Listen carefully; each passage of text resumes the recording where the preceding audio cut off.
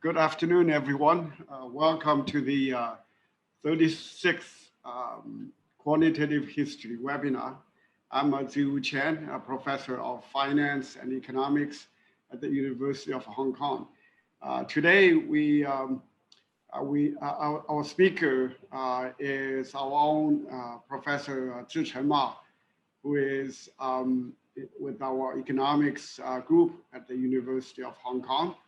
And actually, he's going to present our joint work on Lineage as risk-sharing institution, how Confucianism contributed to population growth in pre-industrial China. So without spending too much time on Professor Ma's background, just quickly, he got his PhD in economics from the university, from the Hong Kong University of Science and Technology. And then after that, he went to join the faculty at the University of Shandong on mainland China. And then about 5 years ago, he was hired by the University of Hong Kong to join our economic history group here. Okay, so just as usual, the format for today's webinar is that Chicheng will talk for 1 hour or so, followed by a discussion by Professor Dong Hao from the University of Peking. He is an expert on economic history and social history. So right now he's an assistant professor at the University of Peking, mostly focusing on population history and demographics. So we have a very good expert on the topic of today. So after his discussion for about 10 minutes, then we'll leave the time for all of you to ask questions, to make comments. So when Professor Ma is giving his presentation, if you have any questions or comments, feel free to post it in the Q&A box. So without further ado, let me turn it to Professor Ma.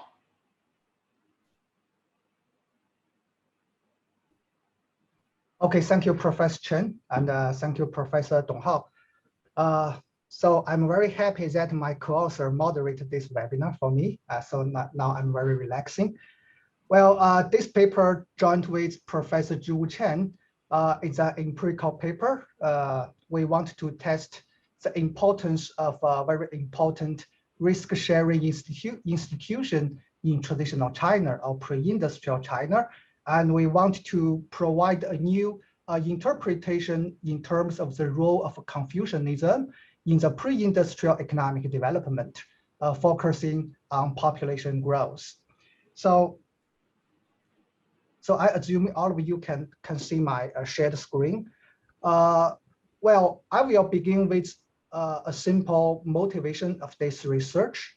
So we know that there's a very classical and conventional theory in terms of the population growth in the pre-industrial period. That's the very famous Malthusian growth. So the Malthusian growth model assumes that simply because of the absence of the significant or substantial technological advance, so in the pre-industrial period, the population growth could hardly last long. And in addition, because there were many the so-called Malthusian positive checks, chiefly the famines, the warfares, and various types of violence. So the human being in the pre-industrial period basically lived at a kind of a subsistence level. So as a result, the population growth remained a very low level, basically stagnation. This is the conventional theory predicted. However, the facts looks a little bit different. And some societies or some economies actually achieved very sustained population growth. And some economies even achieved explosive expansion of the population in the past centuries before the Industrial Revolution occurred. So from this page, from this graph, you can find that China represents perhaps the most phenomenal population growth in the world. Of course, this data is very rough because it's very hard to obtain the very accurate estimates on the population size in the long past. But basically, the comparative pattern is right. For example, from basically the 10th century to the mid-19th century, well, China always led the world in terms of the population growth. For example, across all the time points, China's population size was much greater than the population size of the entire Western Europe, and also even greater than that of the Muslim world, and let alone the Latin America. So, well, everyone knows that China is the most populous economy in the world.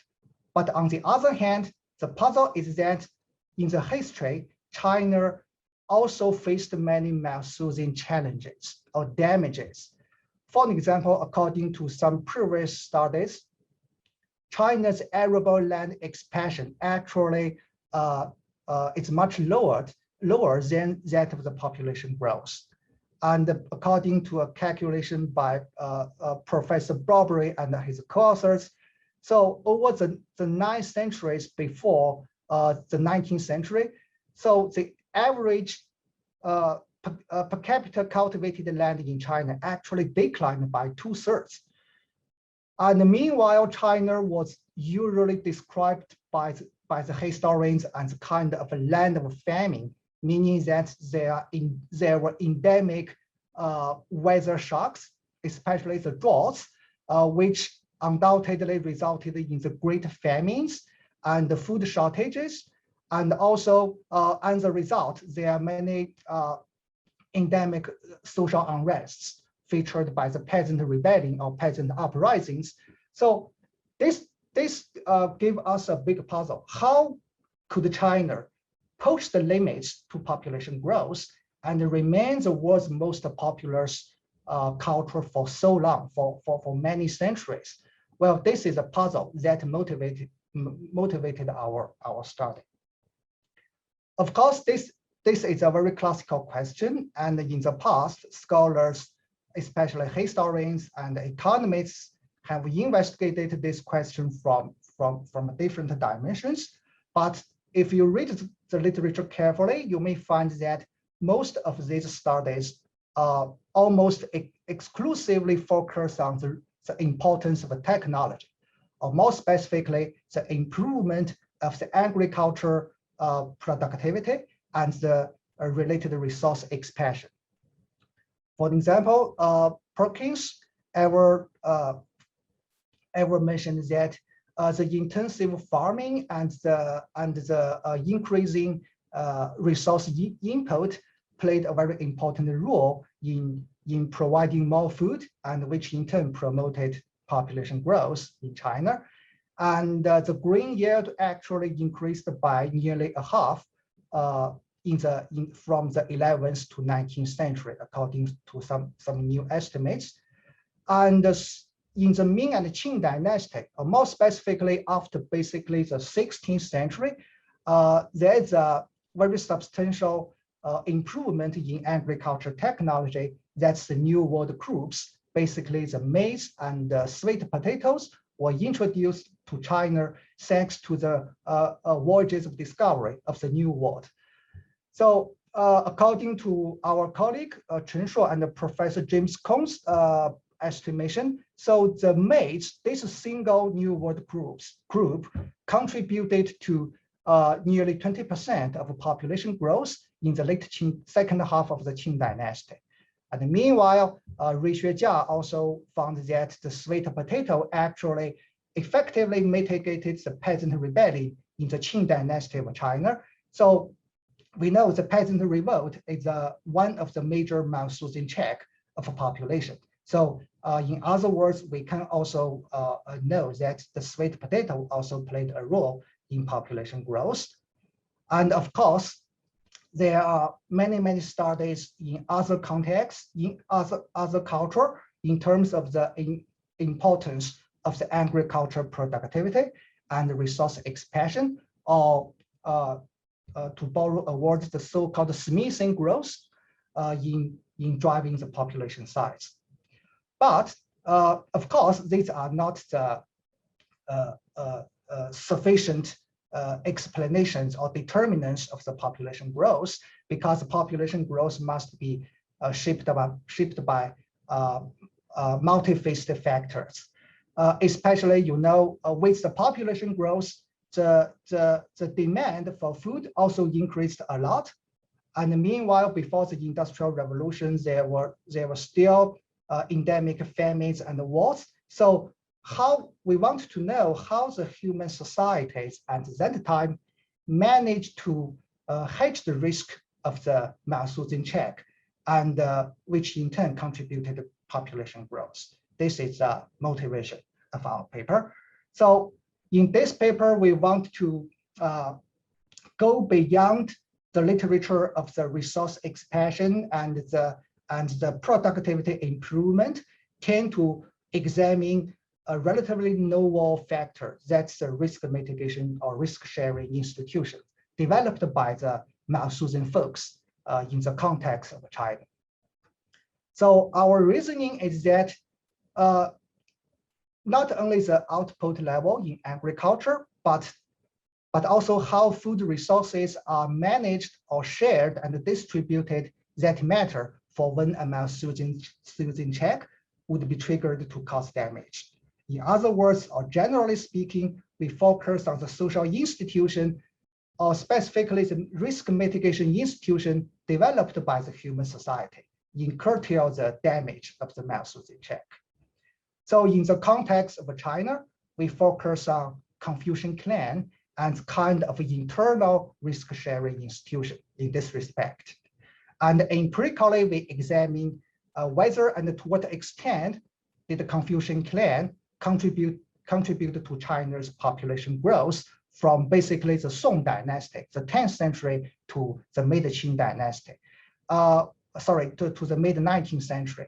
So we end our period of analysis by 1840, because after this period, China began its modern transition because of the opening up to the Western power. So in the next, I will briefly introduce Confucian clan from the respect of the risk mitigation function. And then we tend to discuss the data used in this analysis and the main empirical results. And then in the fourth section, we tend to deal with the causality, because we know that the largest empirical challenge in this study is that, well, there's a very significant, very obvious reverse causality, right? The distribution, the expansion of a clan might be driven by the expansion of population. So we will find an instrument to reduce this reverse causality. And in the fifth section, we will show some evidence in terms of the risk mitigation function of the clan, or in terms of the channels by which Confucian clan contributed to population growth. Finally, we will conclude this study, and more importantly, we will put forward some implications or contributions from this paper, in particular, the implication for us to revisit and reconsider the economic contribution of Confucianism, especially in terms of the risk-sharing aspect of the Confucianism, rather than the productivity-focused economic contribution of it.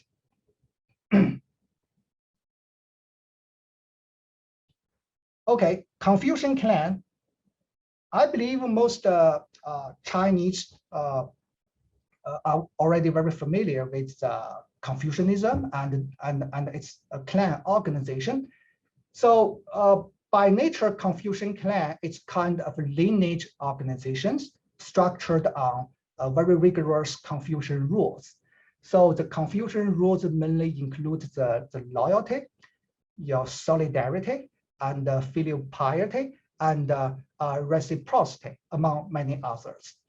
So all of these Confucian rules were employed in order to strengthen or solidify the clan strengths within a surname or within a group. So, and showing in this picture, so Confucian clan is a hierarchical system, right? So this is a clan head or patriarch, and these are his sons and the son's wife. So of course, a typical Chinese clan may include many generations, right? Rather than these two generations in this picture. So usually it may span many 5 or 6 or even more generations who are living in the same place, basically a township. And within this clan, they have very clear and strict Confucian rules of filial piety and subordination. For example, wives have to subordinate to their husbands, and their husbands or their sons have to show respect and subordinate to the big boss, right? And there are many other rules which I will elaborate on later. So the Confucian clan took over 2 millennia to develop and to perfect itself.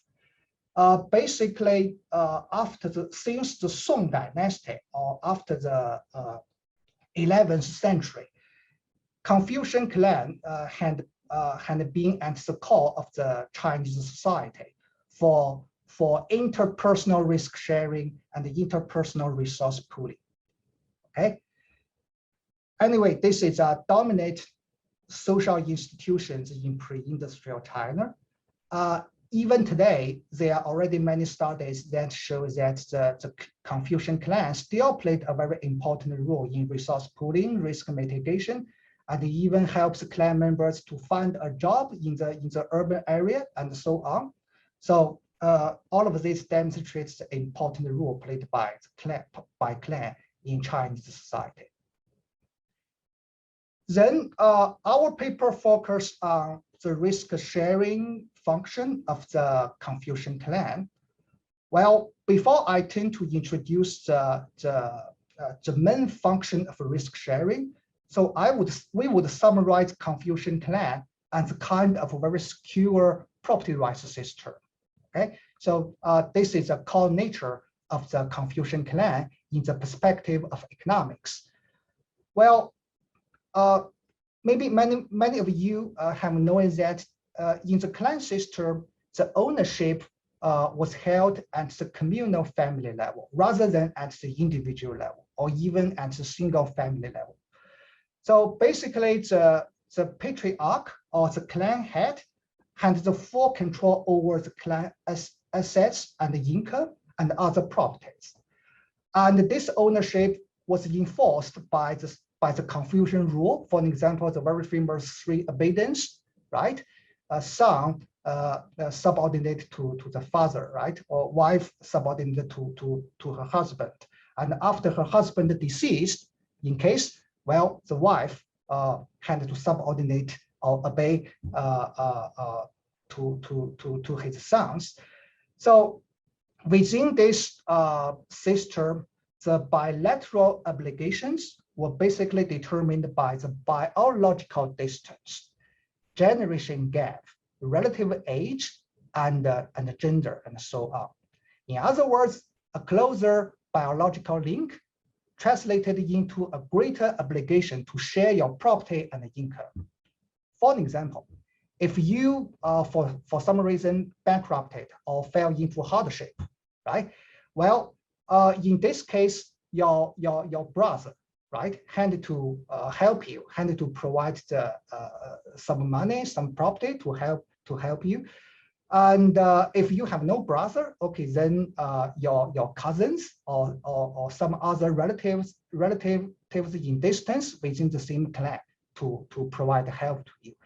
So this rule is very clear, very institutionalized in the Confucian clan system. In a word, this system made such morality-based interpersonal risk sharing more secure and more efficient than the free will-based market exchange in historical China. Of course, this is at the expense of the free will, but in traditional China, it functioned very well, providing a secure property rights and a shelter to the clan members. So this is an overview about the economic function or institution of the clan organization. Well, in terms of the specific evidence, in terms of the risk-sharing function of clan, perhaps one of the most popular function is the provision of the charity. In Chinese term, 慈善, right? So because by providing the charitable estate, by providing the lineage granary, in Chinese term 义仓, 粮仓的义仓, right? And other forms of clan organizations. So the clans could effectively hedge the risk and pour the resources to their members. For example, many powerful clans in China established their own clan-based farmland and clan-based estate. And they will earn some rental income from these properties and use this income to help their poor members and to provide the relief during times of the distress or economic hardships. This is widely observed in historical China, okay? Well, another tangible form of clan charity is a charity house. In Chinese term, 善堂, right? Of course, different places may have different names. Well, 善堂 usually offer a shelter for the unfortunate members and even medical treatment for the sick.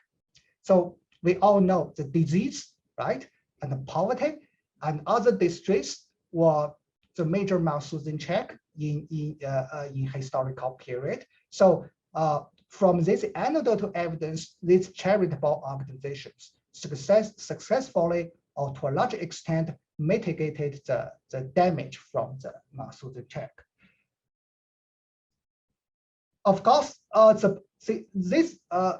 these charitable organizations are kind of tangible risk mitigation institution, but this is not the all story, right? Because beyond these tangible entities, actually the clan also provided many kinds of mutual assistance, kind of intangible risk mitigation function.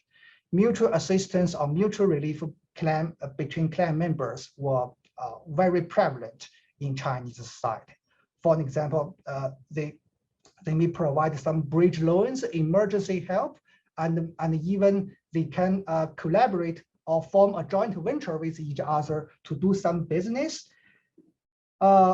Usually some big clans, they will set a clan fund to lend the money to the clan members in need. And usually this intra-clan lending had a very low or even zero interest rate, okay? And in our another study, we indeed found that in regions dominated by the clan organizations, the interest rate is very low. Meanwhile, the clan-based lending is very prevalent. So to summarize, clans performed the function of kind of internal financial market. And in pre-industrial China, especially for the grassroots, well, this is perhaps the only choice for people to seek the interpersonal risk sharing and resource pooling. Okay. And even today, actually, clan or the lineage network still it's still playing a very similar role, right? For example, for the young people in China, if you get married, you want to purchase a property, well, your parents would first seek the help from your relatives, right? To finance the money for you to buy the house from the relatives, and the remaining money, okay, they will tend to seek the help from the banks, right? So the same logic. Well, beyond the charitable function and mutual help, clan in historical China also provide kind of defense function. We know that in the Malthusian society, a major Malthusian positive check is war and violence, right? People were killed. So this is a radical way of population control in order to meet the subsistence level. So in many places of China, we found that the clan organized their own defense work. Okay, actually, in the Tang and even in the Sui dynasty, some scholars observed that the rise of the communal families is a kind of response to the social unrest at that time. So they were forced to form a very solid group in order to stay together, in order to seek the mutual protection. And likewise, in Ming and Qing dynasty, especially in Fujian and other southeastern coastal China, and many lineage group built the lineage castle or lineage house. The most famous is Fujian Tulou, right? So this is a picture of Fujian Tulou. Actually, this is a defense work, you know. Yeah, you can fight with other competing groups in local and nearby regions for the sake of livelihood, especially during the famine or hardship years. Meanwhile, within the clan and the daily or normal life, the clan patriarchs or clan leaders played a very important role in resolve the inter and inter-clan conflicts and disputes. Well, actually, I know this very well because my grandfather was ever a clan patriarch in my hometown. So when I was in my childhood, I remember very clearly that many lineage fellow townsmen usually came to my grandpa's home to seek his help to help resolve the dispute within their families. Yeah, basically many minor issues. Yeah, but anyway, this to some extent this help avoid the occurrence of violence and even wars at the local level. Yeah. So then you may want to ask how the Confucian clan in historical China enforced this risk mitigation function, right?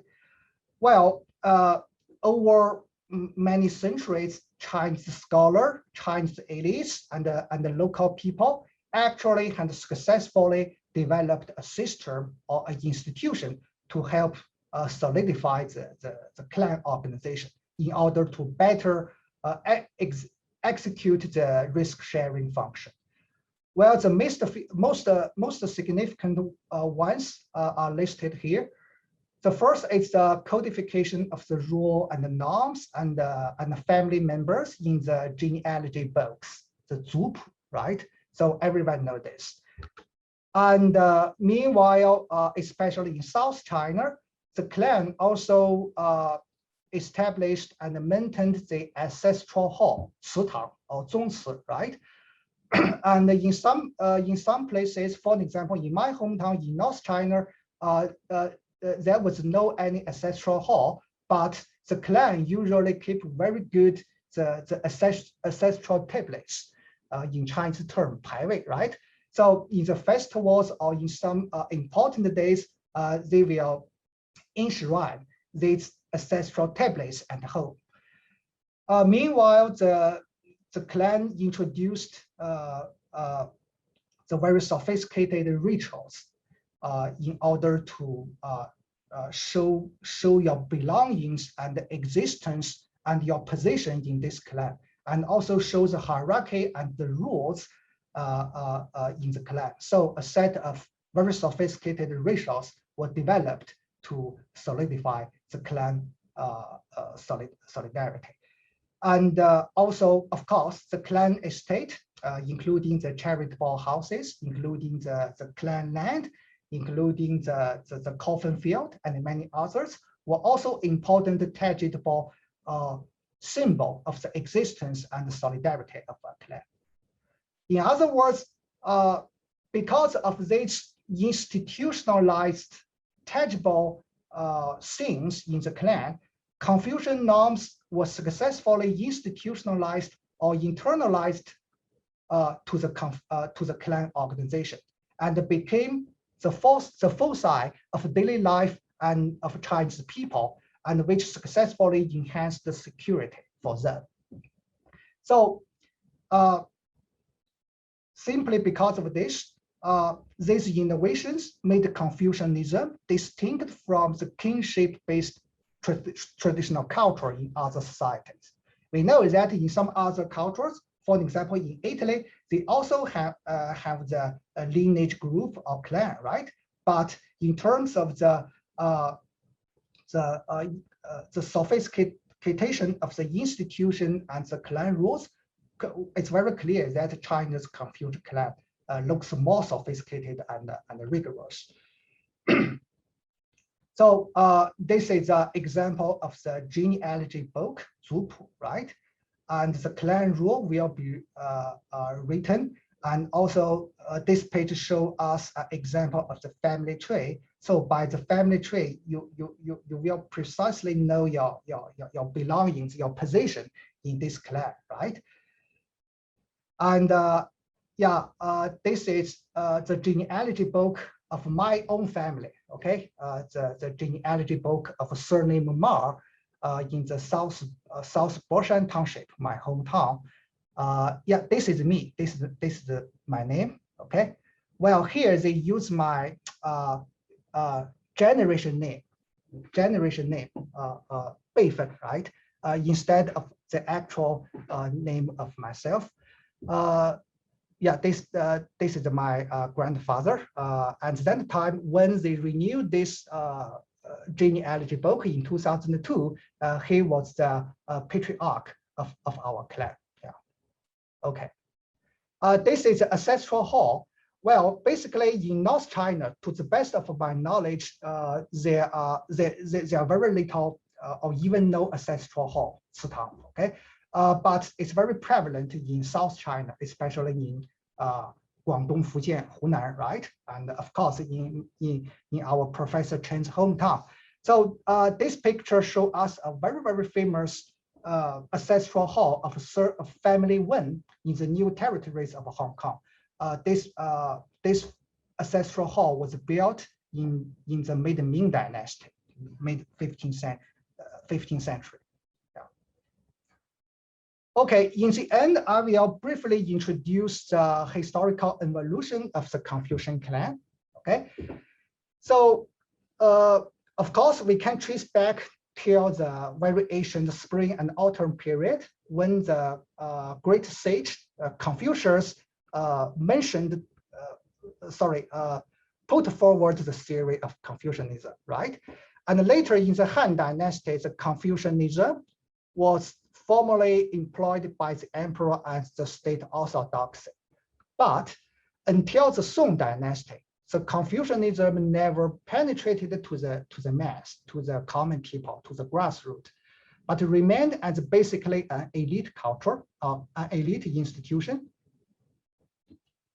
Or more specifically, only the aristocrats, okay, the upper social strata, they had the privileges to compile the genealogy book to show their nobility, as well as to build and maintain the ancestral hall, or in other names, the family temple, jiamiao, at that time. Okay, so that's why we call Confucianism as an elite culture before the 10th century. Well, here the Song Dynasty represents really a turning point for the development of Confucian clan. Well, the reasons, in the first place, the civil service examinations was opened to all the male members in the whole country, despite their family background. Even the common people can sit in the exam hall to participate in the examination to achieve the upward social mobility. Well, and more importantly, in the Song Dynasty, there were many great Confucian scholars who developed or even reformed the Confucian philosophy or Confucian theory in order to, of course, for many reasons. One reason is to compete with the ever-increasing strength of the Buddhism and the Taoism, the competing major religions of China at the time. So among the Confucian scholars, the most famous is perhaps Zhu Xi, right? So Zhu Xi popularized the Confucianism and the Confucian clan, this organization to the grassroots level. Okay. Some important contributions of Zhu Xi include, for example, he compiled and published a very important book titled The Rituals of the Family, Jiali, right? Later, the Ming and Qing emperor used the name of Zhu Jiali, right? So later, Zhu Jiali became the handbook or the instruction of developing the Confucian clan. So basically, this is a Bible for the development of a Confucian clan. He also published many other works in diffusing the Confucian clan and the popular culture.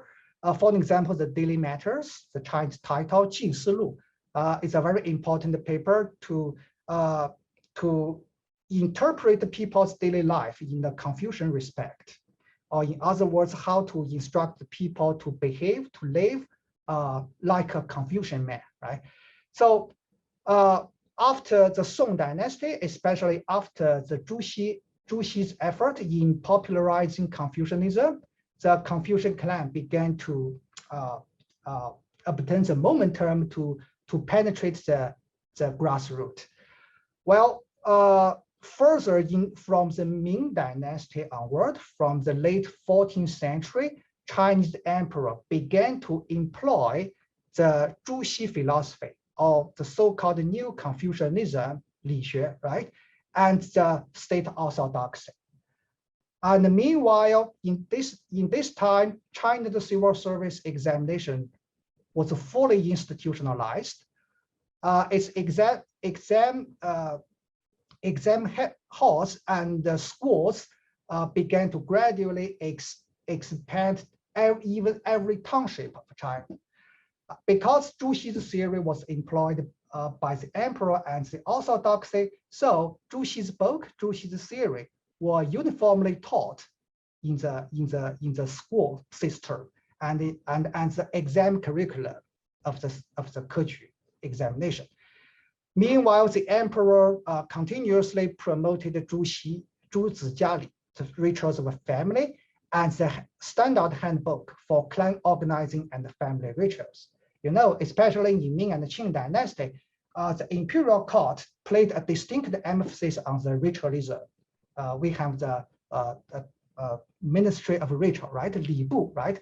They will announce and update the many rituals in terms of the sacrificing or worshiping your ancestors and how to hold the festivals and the ceremonies to show your clan, your family belonging. So all of this became the most important thing in the daily life of historical Chinese.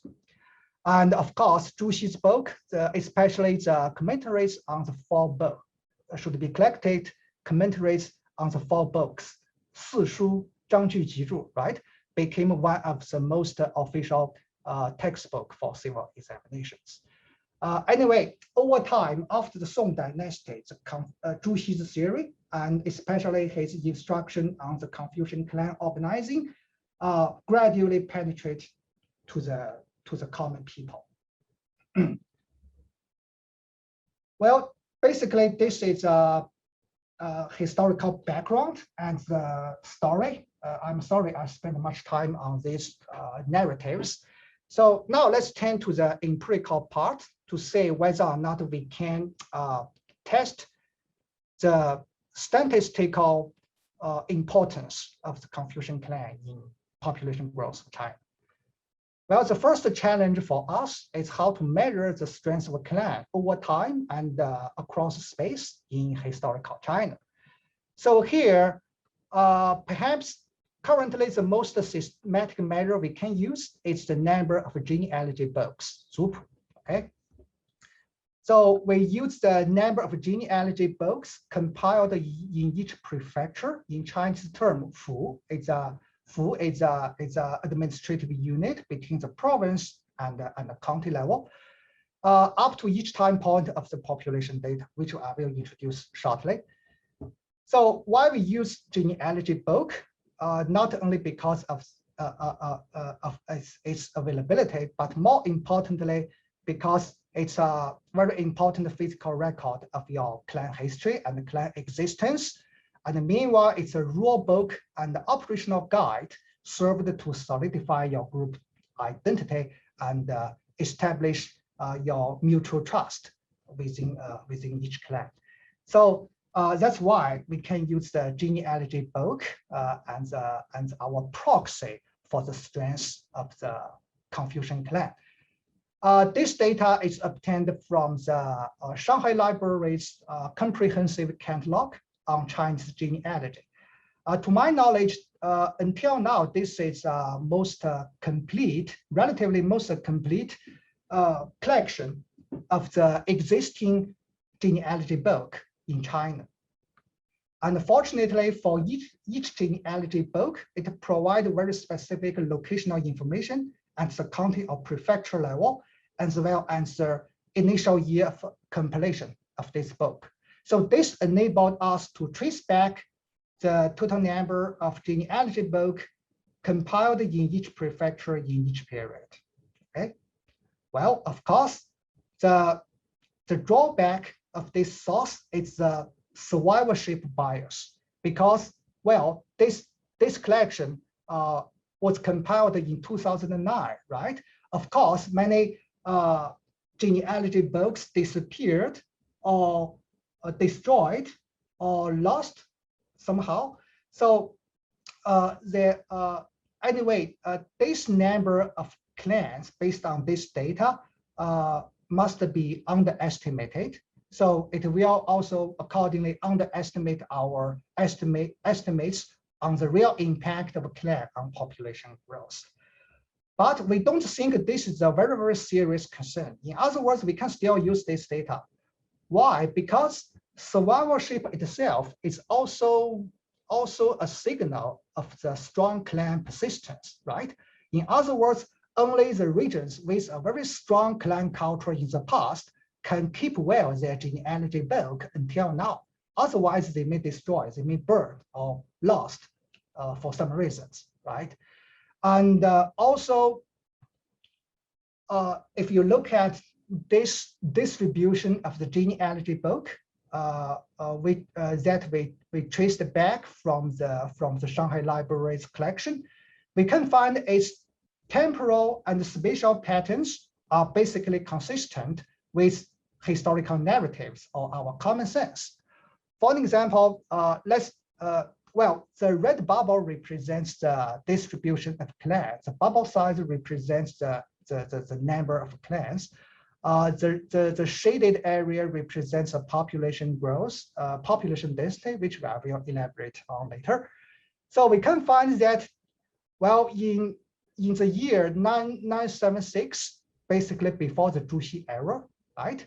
So there were very few genealogy books, because at that time the clan organization had not yet penetrated to the populace. Well, after the Zhiwu era, here 1393 represents the early Ming dynasty.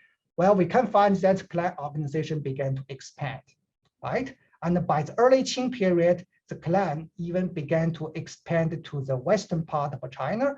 And by the mid-19th century, you can find that in most places of China proper, this map, okay, many prefectures had established their own clan organization.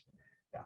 So the timing pattern is basically consistent with the rise of a clan after the Song dynasty. This is first.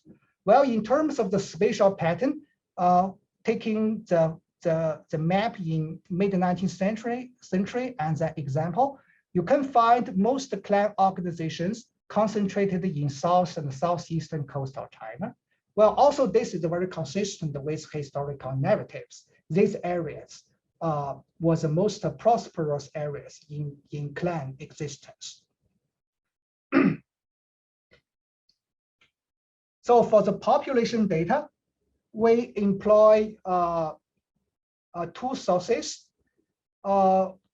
We obtained 9 time points in terms of the population size at the prefecture level. Well, for the pre-Zhiwu era, in the 2 time points of the Song dynasty, we obtained the population data from a very famous Song collection, the universal geography of the Taiping era. And for the Mingqing period, for the 7 time points, we obtained the data from Professor Cao Shuji, and his population estimates has been very popularly used by many other studies. And we exclude the years after 1851 because after that time, China began its modern transition, right? Basically, before this time, China was basically a Malthusian economy. So the baseline estimation is a very standard fixed effect OLS estimation model. So we use the number of clans or number of genealogy books compiled before each time point of population data to predict the population density at each time point, while controlling for some covariates, which I will introduce later. And here, prefecture I represents the prefecture fixed effect, which will absorb all the time invariant prefectural effect on the population growth. For example, geography, for example, the grouping pattern, for example, other culture and many other time invariant things. And the period is a time points year dummy. It will capture the common shock that happened for whole China. For example, some nationwide wars or nationwide climate shock or dynastic change and many other nationwide important things. So, sorry, I have to speed up. I may skip some details. Here it's the baseline estimation based on the previous specification. We find that clan density, of course, is highly correlated, positively correlated with the population density at the prefecture level. Yeah, of course, remember, this is just a correlation. There's no any causality here, okay? Because as I mentioned before, the population density may also boost the clan density because a dense people will try to seek the solidarity for themselves. They may have high incentive to build more clan. Anyway, so well, I also restrict the sample in the Eastern China by excluding the 5 Western provinces because from the map we can find that most clans and the populations concentrated in the eastern part of China. So then we just exclude the western part to for a more homogeneous geographic region. And I also dropped some outliers because some prefectures, for some reason, had some extreme value in the clan and the population density. Yeah, I will skip the details for time limits. So now let's turn to discuss the causality. As I mentioned, maybe these results demonstrate reverse causality or feedback effect from population to clan. And meanwhile, maybe both population density and clan was simultaneously determined by a third and unobserved factor we cannot measure, right? So now we reduce this concern by employing an instrumental variable approach. By instrumental variable, we mean that we find a relatively exogenous factor. This factor can predict the distribution or expansion of clan. Meanwhile, this factor cannot directly impact the population growth. So this instrument is built on the history of the Song dynasty and the turning point of the clan. In other words, as I introduced earlier, after the Song dynasty, the clan began to penetrate to the mass people, right? So in this process, Zhu played a very important role, and more importantly, based on many historical records and narratives, the Confucian clan basically follow a diffusion diffusion track or channel from the Zhiwu Academy. So in the first place, let me introduce what is the Zhiwu Academy. Well, to some extent, the Zhiwu Academy is his teaching place. Well, he mainly taught in these three academies, Shuyuan in the Song Dynasty, the Yuelu Academy, and the Hunan Changsha Prefecture, Bailudong Academy, and the Jiujiang Prefecture of Jiangxi Province, and the Hanquan Jingshe and the Jianyang Prefecture, Zhuxi's hometown. So to some extent, and arguably, these three academies became the academic center in diffusing Zhuxi's new Confucian theory in the Song Dynasty and later. So yeah, this is a portrait of Zhuxi and his Bailudong Academy in Jiujiang Prefecture. So, well, because in these three academies, Zhuxi synthesized the new Confucian philosophy from some other great Confucian scholars in the Northern Song Dynasty. And he also completed the ritual of family, Jiali, in these three academies, which became the Bible for clan organizing. And meanwhile, Zhuxi recruited nearly 500 students or disciples, mensheng, right? And he also invited many other Confucian scholars to lecture, to debate, and to do their own research. Meanwhile, Zhuxi himself also visited many nearby places, for example, to Zhejiang province, to Shaoxing, to debate with others, meanwhile diffusing his own philosophy. So which equivalent to today's visiting scholar in our university, right? So on this basis, we assume that the proximity to the nearest Zhuxi Academy should be positively impact the strength of clan organization in the later period.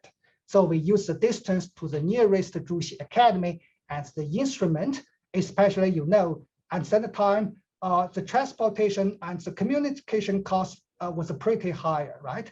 People can only communicate in person rather than in Zoom, right? Or they can obtain others' knowledge and thought from the printing, from the publication. Even so, it's very costly for diffusing the imprints. So given the higher cost, the distance played a very important role at some time. And so this map shows us the distribution of Zhuxi's disciples. We can find that almost all of them came from the nearby place of the three Zhuxi academies. The blue triangles represents the Zhuxi Academy's place. And of course, all of his disciples are from the Song Dynasty, right, in 12th to 13th century.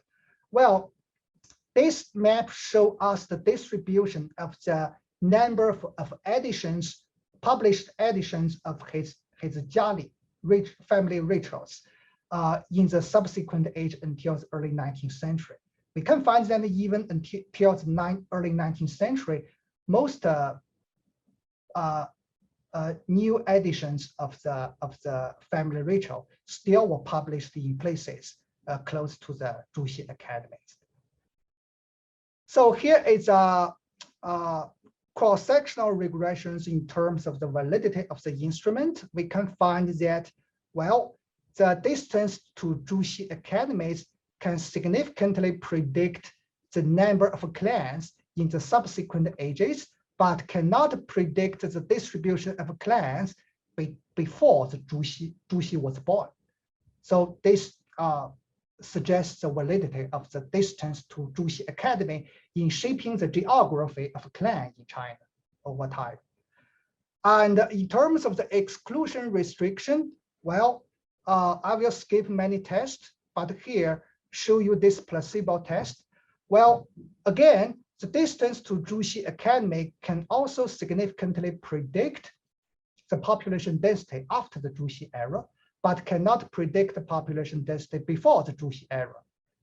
In other words, if distance to Zhuxi Academy is correlated with some factors or determinants of the population growth, it must be negatively and significantly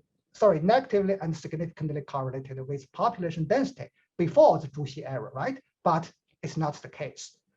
It only impacts population growth after the Zhiwu era. So possibly through the distribution of clan. Well, I want to mention that we never say that this is a perfect IRA, right? Of course, there must be some other potential channels, unobserved channels through which the distance might impact the population growth. But at least based on the current evidence and historical narratives, this is an effective instrument that can largely reduce the reverse causality and omit the variable bias. Yeah. So the instrumented results confirmed the OLS1, both in the cross-sectional estimates and the panel regression. Here we use the distance to Zhiwu, interacted with the post-Zhiwu time dummy to predict the average increase in clan density after the Zhiwu era. You can find that, well, the coefficient of clan density remains significantly positive and became near more than 2 times greater than the OLS estimates in terms of the magnitude, suggesting that the previous OLS1 underestimates the real impact of the clan effect. So in the final 5 minutes, I will briefly introduce our additional tests in terms of the evidence on the on the risk mitigation function of clan. Yeah, the above results are just a reduced form, right? The clan increased the population density. But whether or not this is through the story we are arguing, the risk mitigation, we need the evidence. The first evidence comes from the mitigating effect of clan on weather shocks. I will skip these details. So we find that the weather shock can significantly reduce population growth, population density in historical China. But in prefectures with a strong presence of clan organization, well, the weather shock effect reduced a lot and statistically very significant, suggesting that, well, the clan indeed can reduce the damage of weather shock on population size. Here, weather shock includes the extreme droughts and extreme floods. And we also find that in regions dominated by the clan organization, there were also more charity houses provided. So the charity houses, Chinese term shantang, right, was a major form of clan welfare or insurance during the Mingqing period. So according to our colleague, Professor Angela Liang's estimates, so in the Qing dynasty, from Ming to Qing dynasty, there were over 2,000 charity houses, which she deliberately collected from over 2,000 local gazetteers. Well, this includes the homes for foundlings, for multi-purpose charities, for hospice and burial service, and for chaste widows. For example, for homes for foundlings, Yuyingtang, right? It's super important for Chinese society to curtail the damage of Malthusian check of poverty. Because you know, in history, the infanticide or Niying, right, was a very prevalent phenomenon. So this Yuyingtang, or home for foundlings, effectively mitigated this damage and population loss. This is the distribution of Professor Liang's data, and we matched this with our distribution of clan density, and indeed found that the clan density is significantly and positively correlated with the clan density. And finally, we provide some evidence at the lineage level in terms of the birth rate and fertility rate. So according to our theory, if clan can really provide, can really successfully mitigate the Malthusian check, it must improved the fertility rate, meanwhile reduced the mortality rate, right? So then we make use of the records of the 50 lineage from Professor Liu Cuirong's book. And we found that, well, this is Professor Liu's data. It covers 36 counties in Eastern China. Well, this is the highly selected group, right? Because only the powerful and strong clan can provide such systematic records over many generations and nearly 9th century. But if even in these highly selected lineage groups, we can still find that the local strength of a clan can successfully affect their fertility rate and death rate. Well, so this will reinforce our story that the Confucian clan really play a risk mitigation role in historical China. And here, Professor Liu's data spans 36 counties in Eastern China. So we think that this spatial variation is large enough. We just match our clan data with his data on the lineage demographic characteristics, and found that, well, clan density in the local county can significantly increase the number of sons per wife in each lineage. Okay, meanwhile, can reduce the share of heirless males, 伤子率, right? 夭折率, 伤子率, right? And finally, we find that the share of premature deaths of sons in each lineage is also significantly lower in counties with a strong presence of a clan. Of course, this estimate, the significant level is not very high, but anyway, consistent with our expectation. So in this very small and highly selected sample, we still document a very strong, significant clan effect on the fertility and the mortality, suggesting the existence of the risk mitigation of Confucian clan. Okay, finally, let me summarize. Okay, so in a word, in this paper, we go beyond the classical literature in interpreting the population growth of China, which exclusively focus on the resource expansion and agriculture output or productivity aspect. So we examine the importance of the improvement in risk-sharing institution in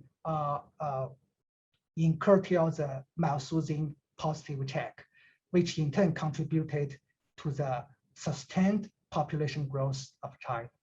So if any implication on the economics of Confucianism can be detected from this paper, we would argue that, well, you know, there's a huge literature on the economics of Confucianism, right?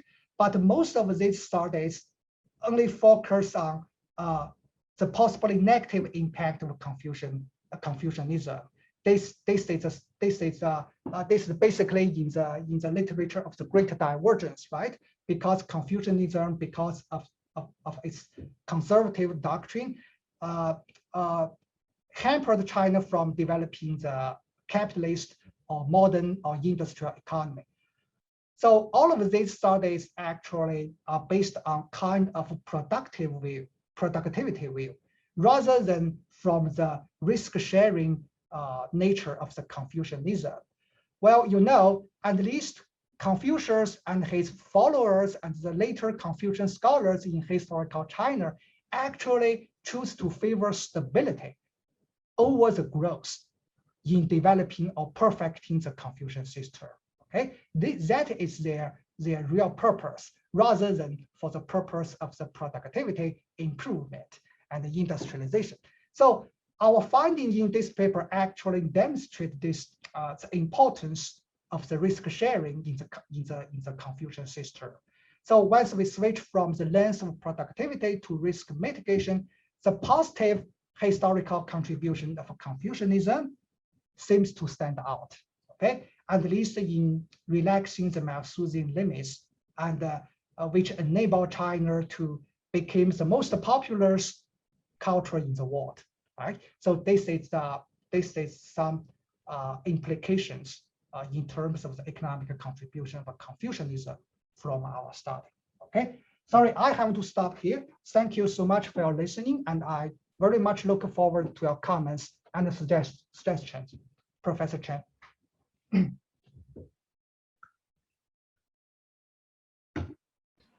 Yeah, thank you, Chicheng.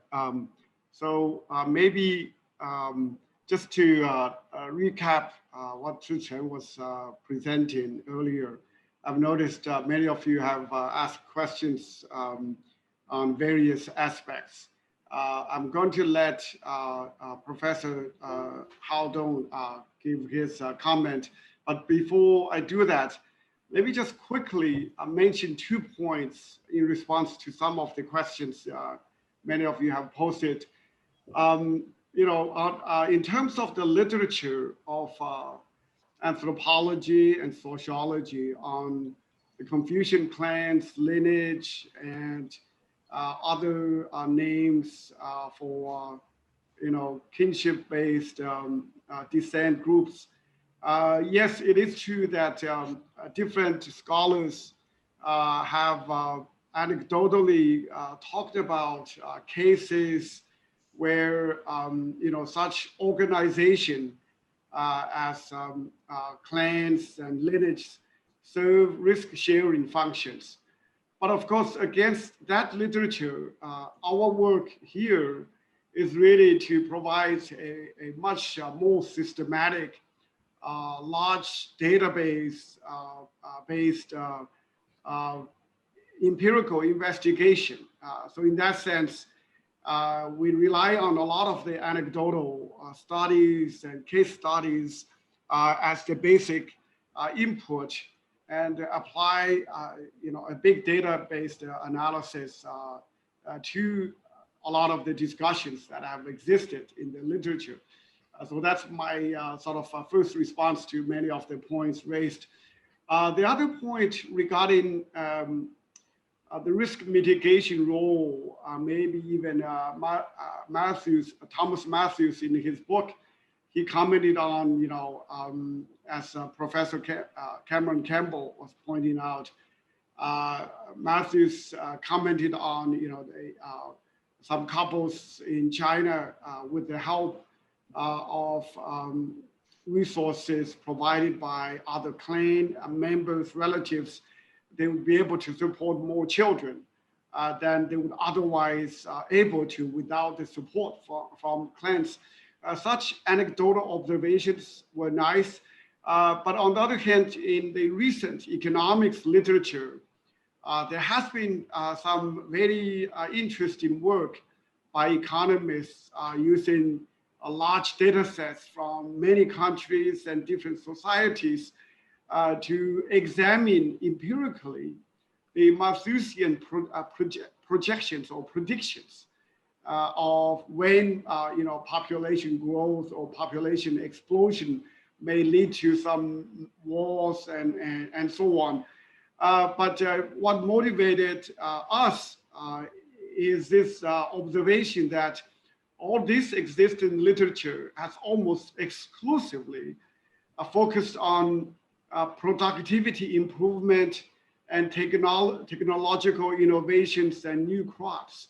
But no one, to our knowledge, has really examined the impact of risk mitigation improvements in accommodating more population growth capacity and so on.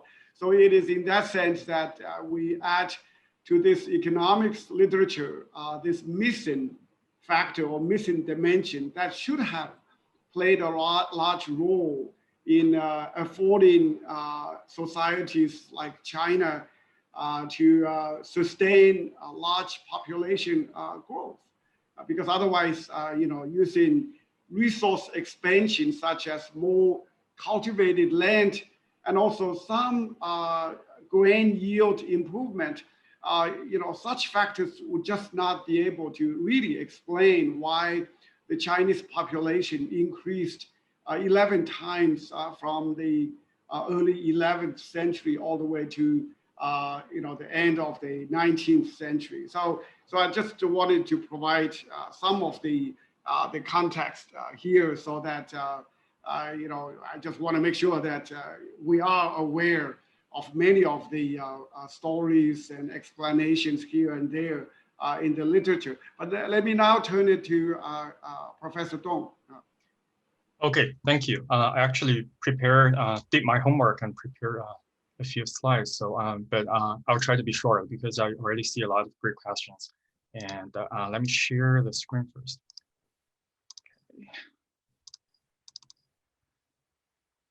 Okay. So thanks again for the invitation, and that was really a great pleasure to read the working paper. And I'm also happy that I have the chance to offer some suggestions and comments that hopefully may help the authors to improve the paper. So for the sake of time, I will just say my good words in private. But basically, let me summarize very briefly this very systematic study, and especially emphasizing the role of the Confucian clan, as author termed, in fostering the population growth throughout China's long history. And thus, I think the contribution is self-evident because as the authors mentioned, that most of the previous factors used to explain the population growth in general were mostly focusing on the resource expansion and also adoption of new technology. So here, by having this culture kind of informal institution in the picture, it definitely adds some new novel perspective on this very classical important question, especially that recently fascinated a lot of economic historians and also development economics, right? And also I think the background discussion, especially the link between why these are called Confucian clan and also the development is kind of thorough, although I think there is still a way to improve. And also, I think the research design is probably the best that I can think of, given that these data sources are really limited, and also the to answer the question is really ambitious, but very appropriately done by the authors. And also, the examination and supplementary analysis are quite comprehensive. So I think most of those are really good. And let me just give to some more trying to offer some additional help is because I've been working on the field of historical demography, and actually I was very happy to read and know the conclusion by Professor Chen and Ma, and actually we do have some supportive micro level evidence based on household level or individual level panel data available in recent decades, and I also see the questions from Professor Cameron Campbell. So many things are actually related because I was a student of him. So but somehow, so anyway, so there is something like by this historical demographer Peter Leslie, right? So he already mentioned that the family size especially are negatively correlated with a lot of things, and especially during hard times. If your family is nuclear family, probably you definitely do not have enough resource pooling to actually to share the risk, especially during the hard time. And as the opposite in East Asian China, we tend to have this extended family and large kin networks residing in the same village or neighboring villages. So those are actually the opposite. And actually, so the literature of historical demography recently, they do have some discussion about this, and that's quite in line with what the story are told here today. And for one thing is, for example, the professor Monica Dasgupta had this comparison, but it's more kind of conceptual between the Western European stem families and also Indian joint families, and trying to have a very similar idea here for the risk sharing and risk mitigation of big families, right? The big kin groups. And also my own work actually also provides some evidence from historical East China, and trying to see that actually the kin networks in your villages does help those people who experienced adverse life events in early life, that helps them to survive better in later life. So these are all micro level evidence that I think could help and the argument, because I think one, as Professor Chen just mentioned, I think one contrast or one contribution of this work compared to the previous line of historical demography is this one, although it's at prefectural level, but it's more in a way like a nationwide, and so trying to have some big picture. But I think the integration between both kind of, the aggregate level and micro level evidence could be very fruitful. And also there's a line of work about kinship networks in general that may promote the fertility in historical East Asia. But one thing when I was doing my homework is actually, I think, given we have some knowledge about all these kind of connection, so I think still the authors may probably want to help the readers even more to develop like why there is a connection between the clans and Confucianism, and especially in historical China society, like why Confucianism helped the Chinese clans to be different from others. I think this has already been partly addressed by Professor Chen, but again, I think just simply as a fan of the work, I would like to read more about that. And also the other thing is I do have some concerns about the survival selection of genealogies. I know that's already in the mind of Professor Ma and Chen, but I think it's probably not that simple. And my concern would be, so currently the argument would be, although there's a survival selection, but that itself, whether you have more or less survived to date, is a kind of a representation or proxy of the strengths of clan norms, right? But actually, so actually, I think there is multiple selection to observe any genealogies today. So you do have a local population, and then for different regions, the clan norms, the strengths of clan norms are different. So that again already shape the number of ever existing clans, whether we can observe or not now. But also there is a long time periods between the Song or pre-Song period and now, or well, basically, so there is a selection for those historical clans to survive today to be observed, and that thing would be a function of both randomness, right? So whether some clans just simply have bad luck and they cannot survive, but also there could be a proportion of certain clans that can be successful to be observed today, so they can last longer than others. And so there are some potential selections. And so I just mentioned two examples, and I haven't thought through why whether this could seriously or just likely confound the patterns, but I think it's something worth thinking and discussing. So one potential survival selection of lineages is actually specific to the social economic status of lineages, or as well as the family members, be those or the ancestors of the lineage or some certain members. So some works has been done, like for example, on Cameron Campbell, James Lee. So they actually compare again the genealogies with local household registrations at the same time to see like whether to examine the selectivity of genealogies. And what they found was actually, so of course, only rich families may have a higher probability to compile the genealogy.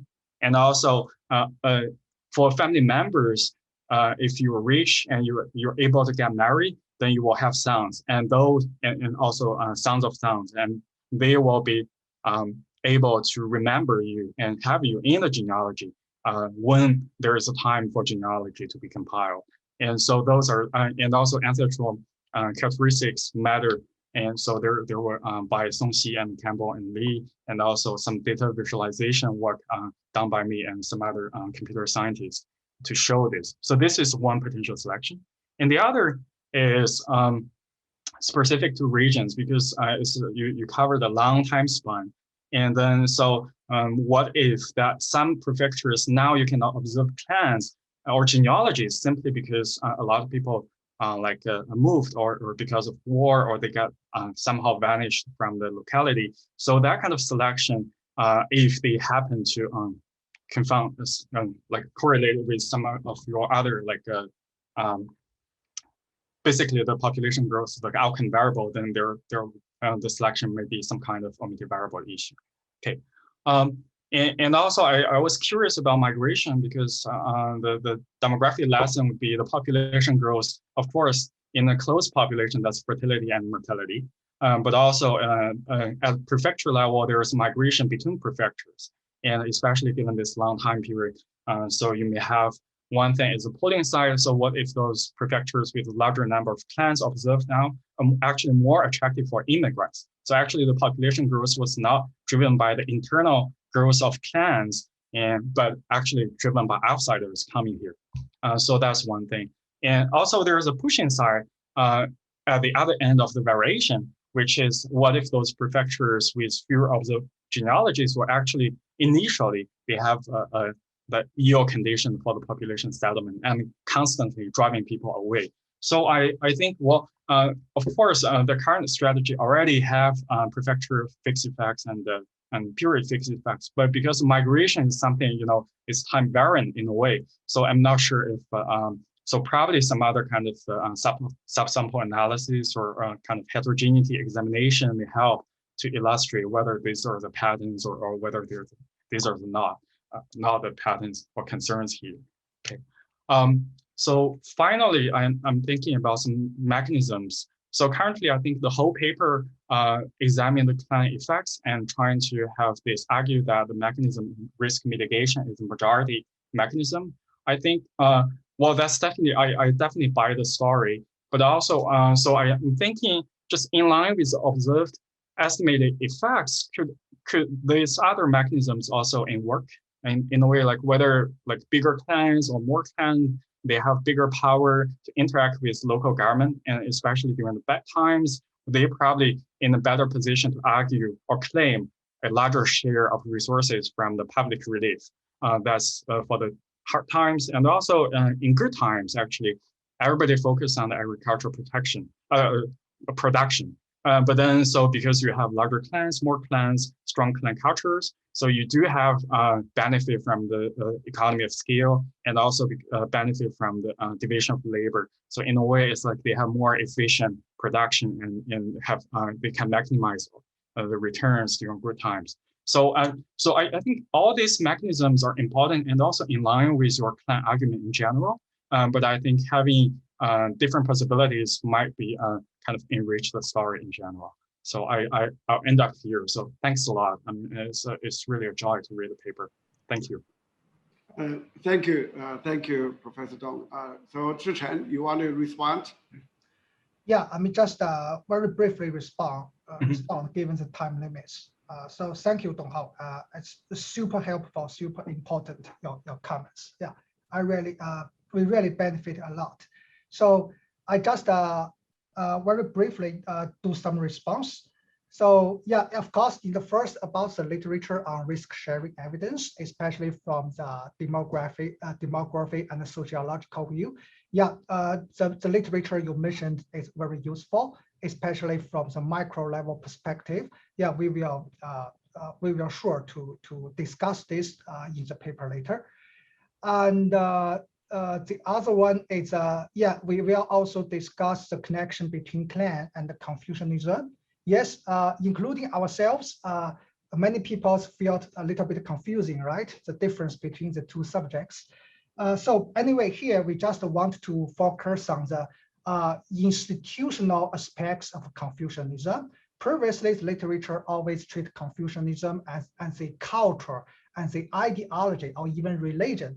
But actually, in terms of the economic functions, we view Confucianism as kind of institution. Of course, not only in risk sharing, but also in many other respects.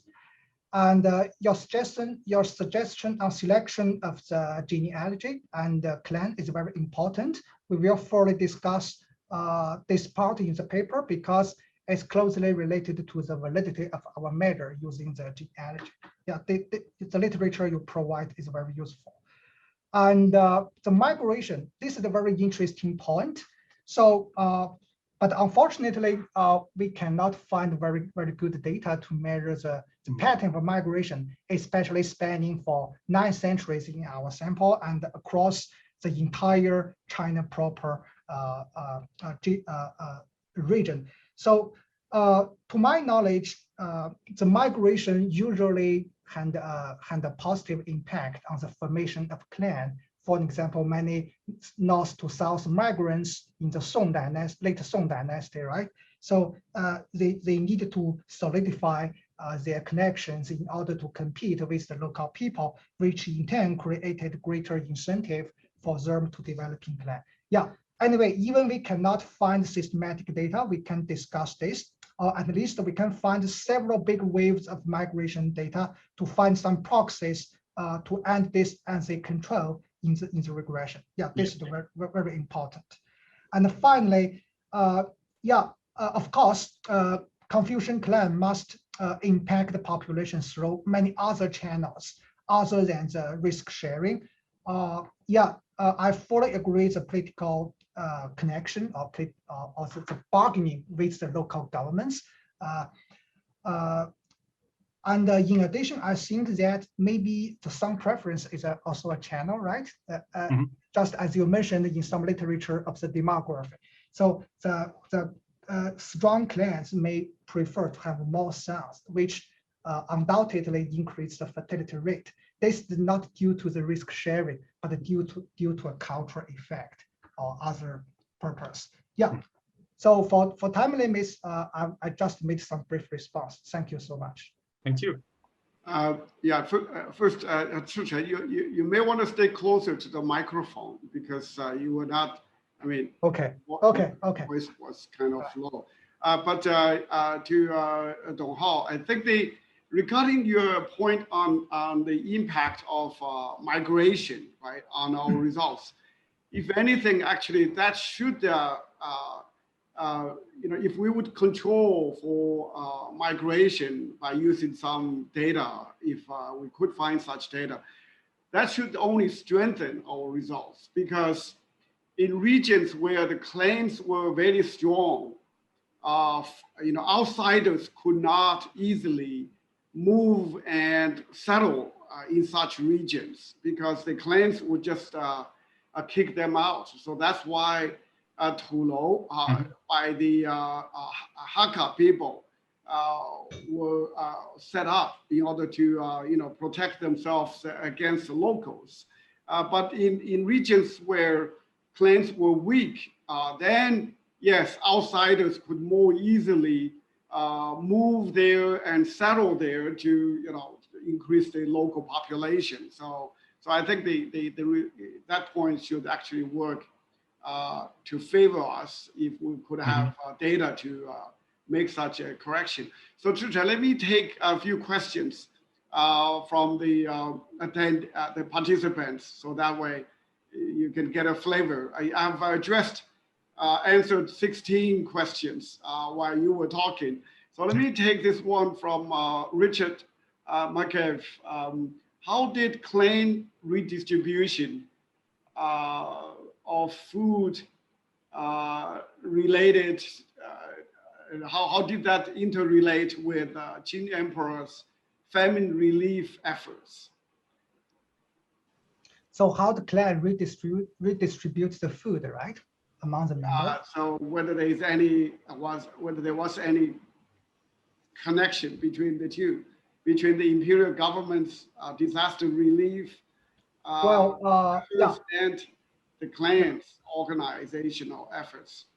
Yeah, to my knowledge, for example, in Ming period, they mainly redistribute the food and grains through the granaries. The government the government-based granaries cannot meet the demand for food during the famine time. So at this time, the clan will usually maintain their own clan granary or charity granary, 义庄, in terms to complement the government granaries food redistribution function.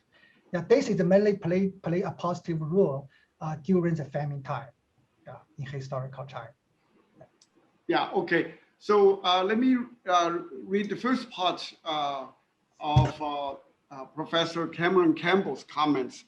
I think Professor Dong already addressed part of his comments or questions. So he goes, hierarchical clan or lineage organizations were common outside Europe. And anthropologists have long noted their role in resource sharing and risk sharing. Skinner and Gupta highlighted the role of kin networks. So I think a few others also raised this. How is the Confucian clan different from other kinship networks that are commonly observed in other traditional societies? Yeah, this is a very important point. We have not yet make a very systematic comparison between the Chinese Confucian clan with the many other lineage organizations in other cultures. But basically, the Confucian clan, a very unique feature of a Confucian clan is it's built on a very sophisticated moral system, and also a very systematic and enforceable ritual system. So this will increase the solidarity of the clan. Meanwhile, as we mentioned in the very beginning, it will provide a very secure moral-based property rights system to the clan members. So these very clear moral rules enable the Confucian clan to be different from the other clans in Western or other culture. Yeah, in terms of the extent and the efficiency in providing the risk sharing and other reliefs. Yeah. Anyway, by nature, they are kind of institution of risk sharing based on the biological connections and the family and the locations and the surnames. But in terms of extent and the level of institutionalization, so there's still some difference between the two. Yeah. So I guess one keyword is organization. So the Confucian clan is more organized and structured and physically represented or in many ways, such as the ancestral hall. That's a very, very concrete existence. I mean, one way to think about the difference between the Confucian clan and other more loosely conceived descent networks would be to contrast organized monotheistic religions with superstitious belief systems. So there, one is very much organized, the other is not. Okay. So the next question is from Hee-Ho Kim. Why not population growth in other Asian countries that maintained Confucianism, such as Korea? It seems that only the wealthy elite families could have maintained the clan risk sharing role in terms of Confucianism in the 19th century Korea. Well, yeah, I'm not familiar with Korean economic history. Maybe my colleague, Professor Sung-Yong Park, can answer this question. He's also here. Yeah, indeed, actually in China, even within the clans or the inter-clan difference, we can still find that only the resourceful and rich clans can build their own granaries, their own estate trust, and many other properties to maintain the clan risk sharing functions. Yeah, I think this may be very similar with what you mentioned in the context of Korea. Yeah. Okay, so the next one is from Jin Wang. How big were Confucian clans? Did large Confucian clans protect their members more effectively than small clans? Well, very good question. So for how big, I'm not sure the exact number of members, but usually a clan is based on the same surname group of in the same township of China. In Chinese term, xiang, zhen. Okay, usually in the same xiang or zhen, if all the people with the same surname can be treated as in a single clan. So they will compile a single genealogy book to trace all the members in this under this surname in this township. And actually, it's a little bit complicated in Chinese clan, because even within the same township, even within the same clan in the same township, and within this clan, the group solidarities also varied across different groups or generations. For example, even usually the members within the five generation, in Chinese term, 五福, right? Within the 5 generations, they will have a much closer and stronger connections than the clan members in the distant family traits or biological distance. Yeah. So and the second question, whether large clan can protect more effectively.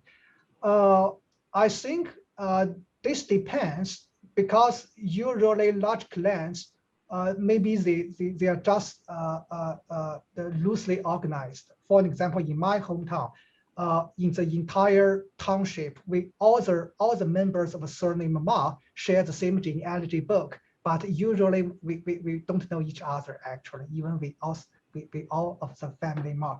But on the other hand, in some small village, maybe due to the small communication cost or cost of collective action, they may have a much stronger solidarity of clan. So I think this depends. Meanwhile, this also depends on the resource and the wealth owned by the clan in terms of the effectiveness of protection. Yes. Okay, so in the interest of time, let me just take 2 more questions. So yeah, please stay with us for just a few more minutes. So the next question is from Zhiwu Chen. I'm curious about the noble clans from the East Han Dynasty to the Tang Dynasty.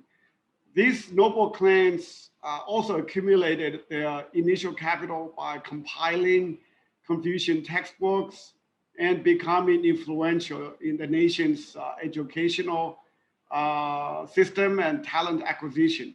So from the 3rd to the 6th century, that time period was called the era of a nobles-oriented society in some narratives. How were they different from the Confucian clan in your definition? Yeah, actually, it's this beyond my expertise, because I'm not very familiar with the organization of the Shizu, right? The clan or the communal family before the Song Dynasty. But a salient difference is about the institutions or the specific rules and rituals employed by these clans. Because after the Song Dynasty, all the clans were organized based on the Zhuxi model, right? However, before that time, well, this the family temple, Jiamiao, right, of these aristocrats clans may be a little bit different.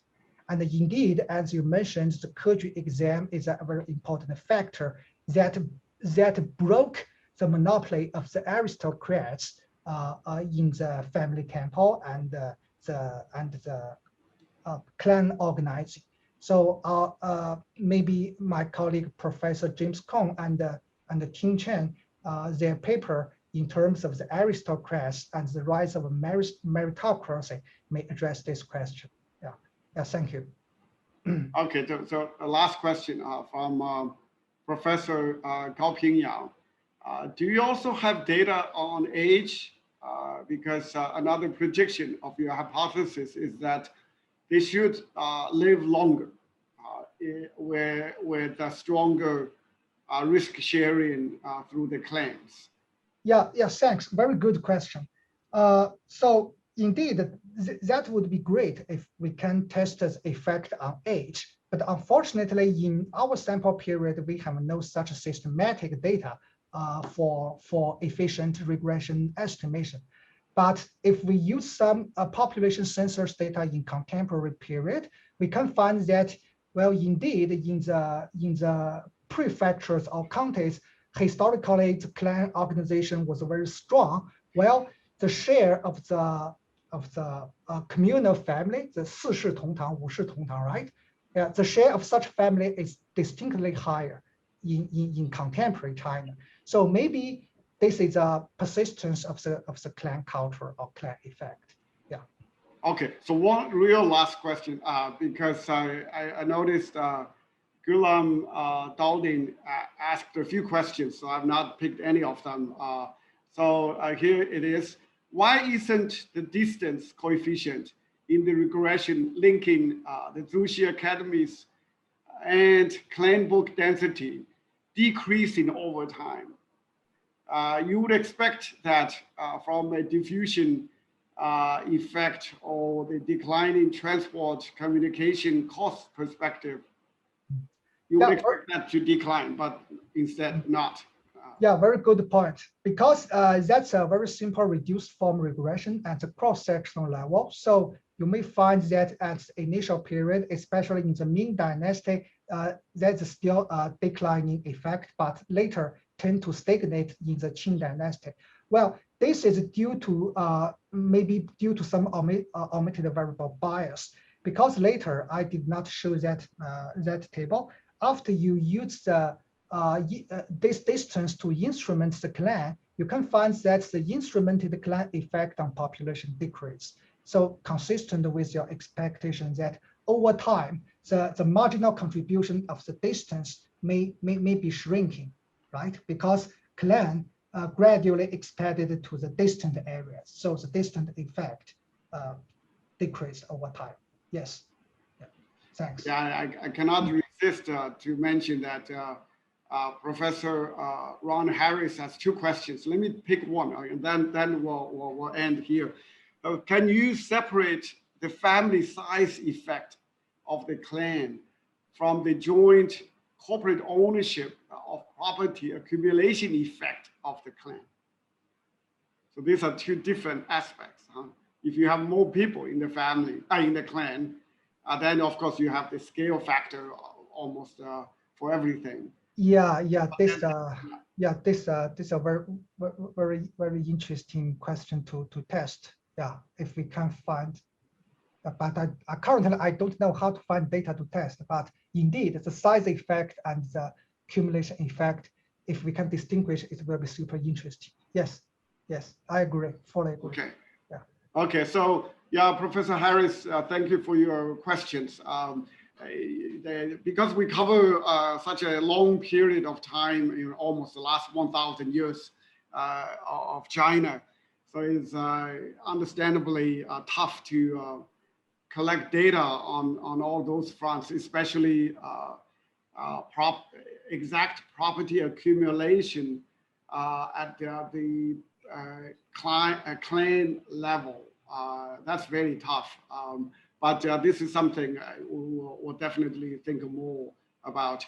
Okay, so we're already 14 minutes behind schedule. So let me thank our commentator, Professor Hao Dong, and also thank my colleague, Chicheng Ma, for doing such a wonderful job. Of course, my thanks have to go to all of you as well for staying up so late with us. I see that there are still more than 160 of you with us. And then for next week, we're going to do it at a very unusual time. That is on the let's see, sorry. Yeah, on the 25th, which is next Tuesday in America and Wednesday, our time in Asia, on the 26th of May, we'll have a joint webinar event with the Hitotsubashi University in Japan, their Institute of Economic Research. featuring Zhiwu Ma. He will speak on the question evolution or industrialization, reinterpreting the 19th, 20th century Chinese agriculture through the perspectives of seasonality. So he will be joined by Kenneth Pomerantz and also Professor Samu Seto. Okay, so please sign up if you have not for our next event next week. Okay, so that's it for today. Thank you. Bye now. Thank you. Bye. Thank you. Bye.